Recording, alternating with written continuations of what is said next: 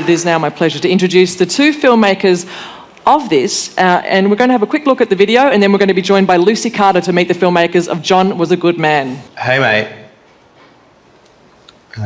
you're dead.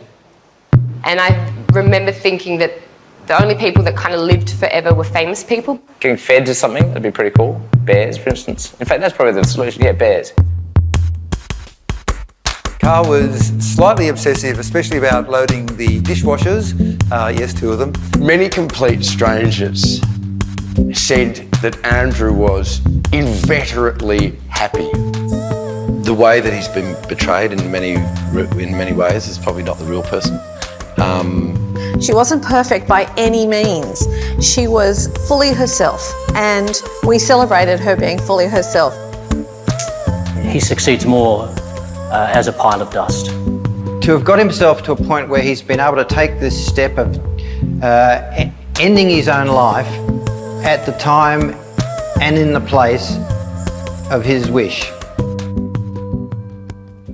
An absolutely amazing video. I'm joined now by the creators Kazokas and Lucy Adelaide. Now guys, I've got to say it's a pretty morbid topic. What interested you in it originally? Well, it is morbid, and when we first got that email from Mark Owen, who's the TVB producer, we were warned not morbid eulogies. But I think it's more, it's not so much about death, but so often we avoid saying the things that matter the most to us about the people we love until a time where it does them no good to hear it, or at least they can't physically hear it. So we wanted to turn that around and have these people reveal what they might say about themselves. It's kind of in a way almost like the ultimate selfie, isn't it? I mean, we've got people taking photos of themselves and putting themselves in the most flattering light possible all the time.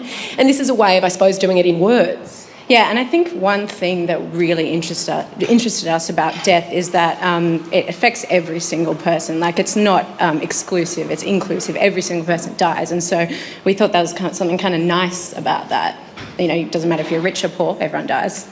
How did you go about choosing the people that you wanted to be in the video? Well, anyone who wanted to be involved. How many emails do you Tony Abbott, yeah, Tony Abbott wasn't available for the days of shooting. No, it was a general selection, and it was a specific selection. Obviously, Shane Houston has a marvellous inspiration and insight into the topic of death, and so does Philip Nitschke. And so we did, and Philip actually flew in from Adelaide to be with us for the days of shooting. And so it was, we just wanted great minds and great talent from Australia. And also people that really, had, maybe an experience with death, like Turia Pitt, people like that. And Fred and I, we were really interested in what they would have to say about death.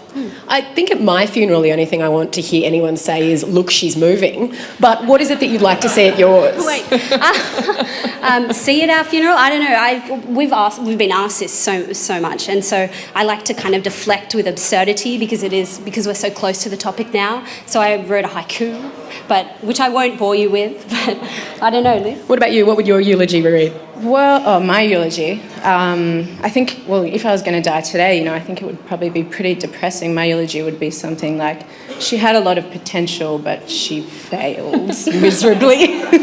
Well, look, I think everyone would disagree that you have failed in any way there. That video is an absolute success, and I understand that people can be invited to make their own. Is that correct? But we've got to wrap up. But yes, please. Well, I mean, the inspiration came from people, and we want to hear their stories. So go into johnwasagoodman.com, upload your eulogy and hashtag #myeulogy, or go into Twitter, Facebook, Instagram, #myeulogy. Fenella, back to you.